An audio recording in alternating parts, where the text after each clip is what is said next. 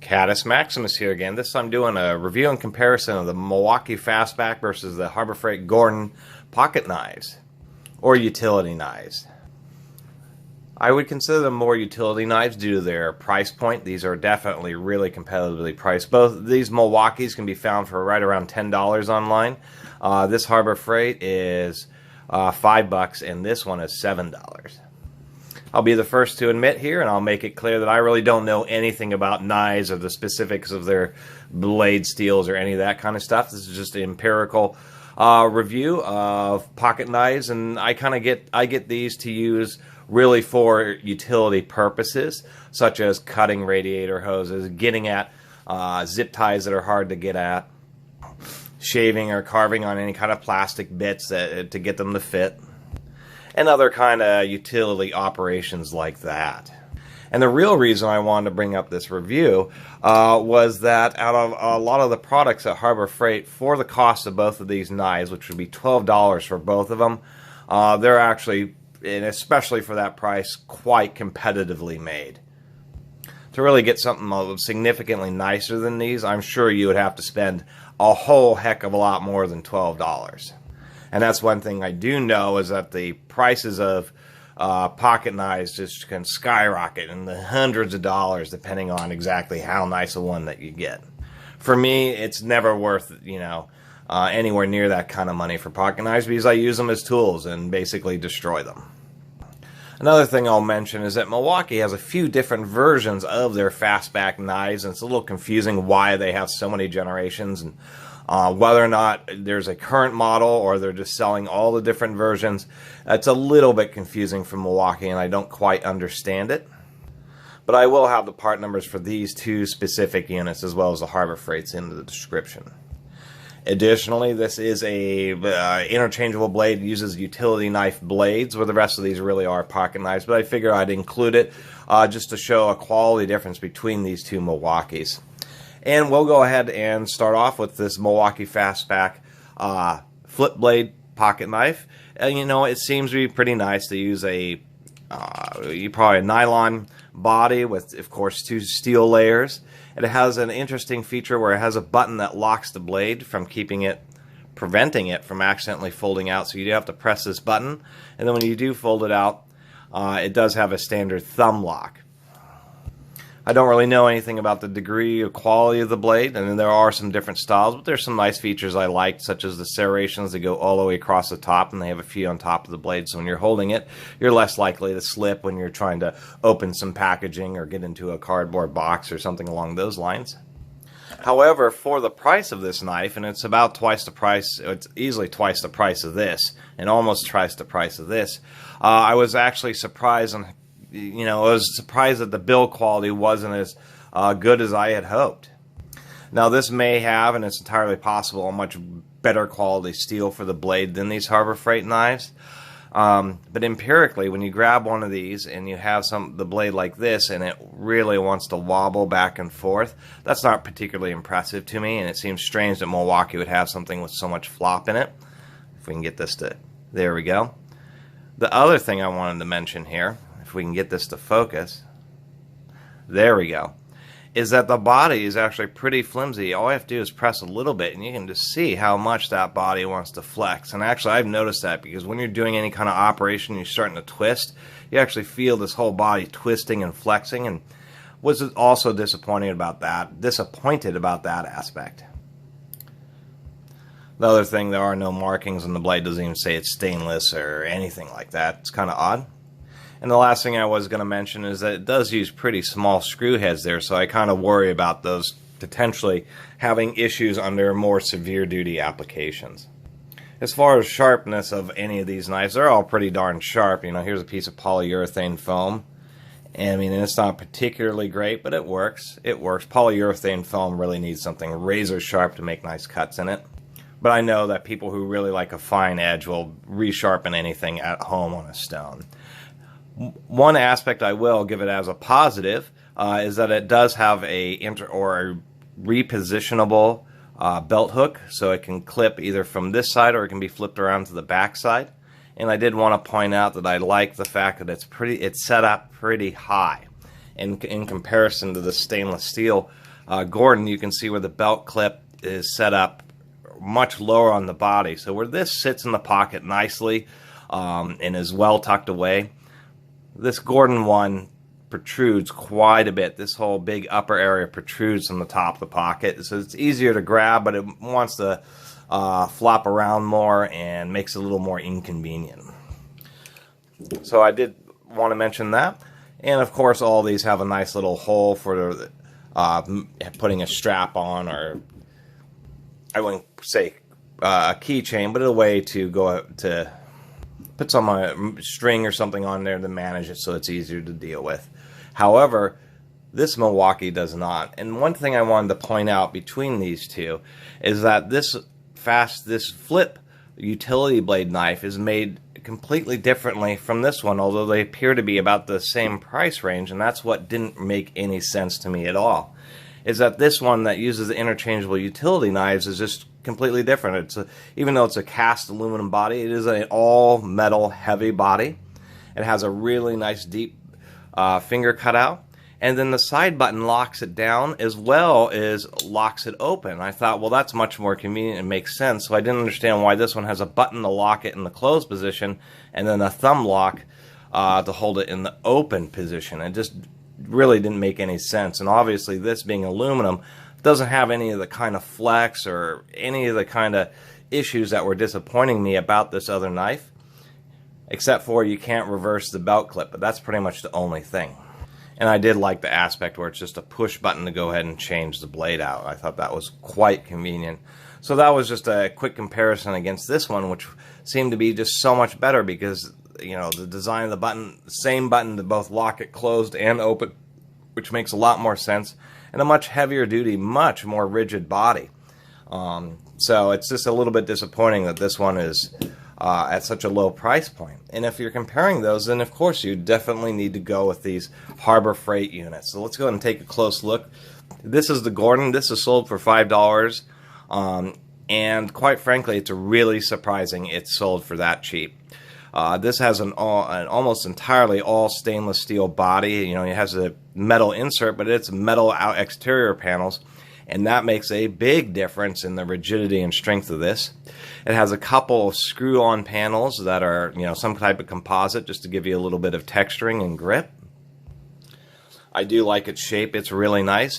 It has a nice kind of large, more oversized center pin.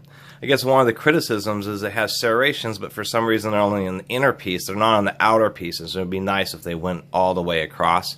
And 3 nice little bolts that hold on the belt clip. It has a pretty wide head. It is a thumb, and it's ambidextrous, so you can open this with either hand. And it works pretty smoothly. Another aspect is that the blade's a heck of a lot tighter than the Milwaukee is. I mean, it's really surprising. Being this all stainless steel body, there's almost no flex. You really have to squeeze this pretty hard. You can see how white my fingers are getting just from trying to flex that. So it's a much more rigid body. I really like the all metal body because this is something that you can use for digging purposes, as a prying tool, just all sorts of stuff. I think it would be great for, say, camping use because it's just so cheap. You don't have to worry about dinging it up or damaging it so much. There's no serration, so you don't have to worry about having too much difficulty resharpening it. It has a nice, thick, really tall, oversized blade, so that gives it extra strength. And this wedge, even though it doesn't have a very deep finger groove, this wedge is actually pretty nice for so when you're poking in, say, opening packages or that kind of stuff, you don't have to worry too much about maybe having your hand slip forward and injuring yourself. There are a few things that evidence that's a little bit cheaper. You can see where these slots were machined. They're not, you know, perfect. There's some little boogers and some oogies in there. But you can see the side panel. You can see the evidence of the, I believe it was the grinding that they did on the side panel, and I thought that was kind of a neat texture. And overall, I have another one of these I've really beat up. I just couldn't dig it up for this review, and I've been really satisfied. This is one of these type of knives that you buy for $5, and it ends up lasting a lot longer than you expected.